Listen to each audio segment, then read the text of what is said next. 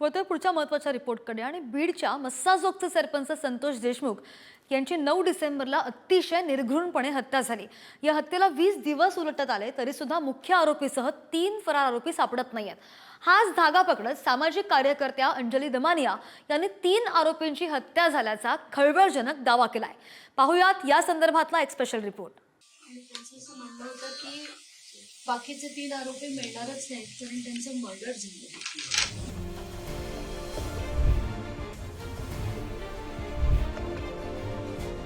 मस्साजोगचे सरपंच संतोष देशमुख हत्या प्रकरणात आतापर्यंत 4 जणांना अटक झाली, तर मुख्य आरोपी सुदर्शन घुलेसह 3 आरोपी अद्याप सापडत नाहीत। या हत्या प्रकरणाला 20 दिवस लोटले तरी उर्वरित 3 आरोपी कुठे आहेत हा प्रश्न उपस्थित होतो। हाच धागा पकडत सामाजिक कार्यकर्त्या अंजली दमानिया यांनी 3 आरोपींची हत्या झाल्याचा खळबळजनक दावा केलाय। याच संदर्भात त्यांना आलेल्या व्हॉइस मेसेजचं रेकॉर्डिंगच त्यांनी देशमुख कुटुंबाला ऐकवलंय। मला रात्री 11:15 वाजता एकांचा फोन आला आणि त्यांचं असं म्हणणं होतं की बाकीचे 3 आरोपी मिळणारच नाहीत कारण त्यांचं मर्डर झालं। मी ऐकून हदरले अक्षरशः की काय चाललंय, आणि ते म्हणे त्यांची काही 3 प्रेत एका ठिकाणी मिळाली थे बघा।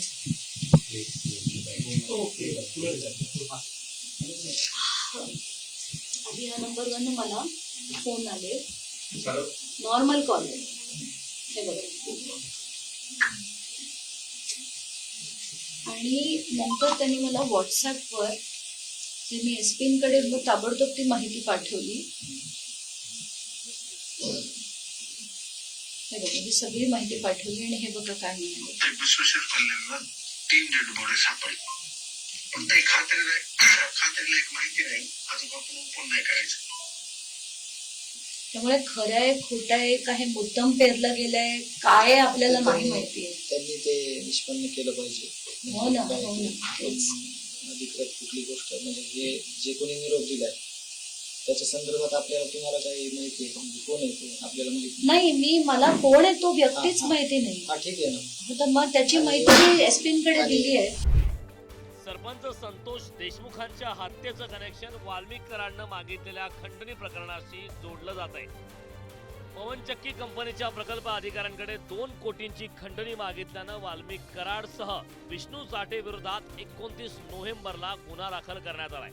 याच खंडणी प्रकरणातील आरोपी मुख्य आरोपी सुदर्शन घुलेसह विष्णू चाटे संतोष देशमुख हत्या प्रकरणातला आरोपी आहे। मात्र मुख्य आरोपी असलेल्या सुदर्शन घुलेचा पत्ता लागत नसल्यानं अनेक प्रश्न आता उपस्थित होत आहेत। अटक जयराम चाटे, महेश केदार, प्रतीक घुले आणि विष्णू चाटे फरार, सुदर्शन घुले, सुधीर सांगळे आणि कृष्णा आंधळे। कसं आहे, रात्री 11:15 ते 11:30च्या मध्ये मला एका व्यक्तीने 2 माझे नॉर्मल कॉलवर केले आणि म्हणाले की तुम्ही व्हॉट्सॲप कॉलवर या।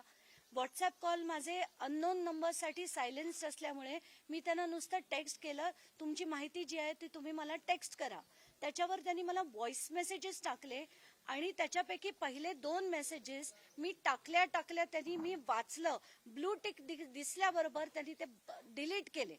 तर त्याच्यात त्यांनी असं म्हटलं होतं की ह्या 3 आरोपी पुढे मिळणार नाहीत कारण त्यांचे मर्डर झालंय आणि 3 प्रेत जी आहेत ती कर्नाटकाच्या बॉर्डरवर मिळाली आहेत। आता ह्याच्यात किती तथ्य आहे किती नाहीये, तो राजकीय पेरलेला होता की नाही मला नाही माहिती। अहो, अंजली दमाने बोगस आरोप करत असतील ते एवढी जर माहिती असेल तर असलेल्या पोलीस अधीक्षकाकडे दिली पाहिजे।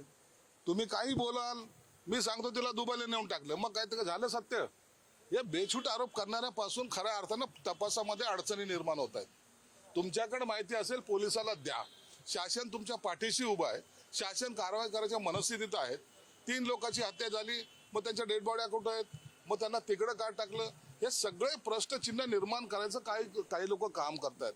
9 डिसेंबरला संतोष देशमुखांची अतिशय निर्गुणपणे हत्या झाली। एकीकडे या प्रकरणी विरोधकांकडून मंत्री धनंजय मुंडेंचे निकटवर्तीय वाल्मिक कराडांचं नाव घेतलं जात आहे, तर दुसरीकडे मुख्य आरोपी सुदर्शन घुलेसह 3घांचा ठाव ठिकाणा लागत नाही। अशा परिस्थितीत अंजली दमानिया यांची 3 आरोपींची हत्या झाल्याचा दावा केल्यानं आता खळबळ उडाली। त्यामुळे आता या 3 आरोपींसोबत काही बरं वाईट झालंय का हा प्रश्न उपस्थित होतो। ब्युरो रिपोर्ट, पुढारी न्यूज।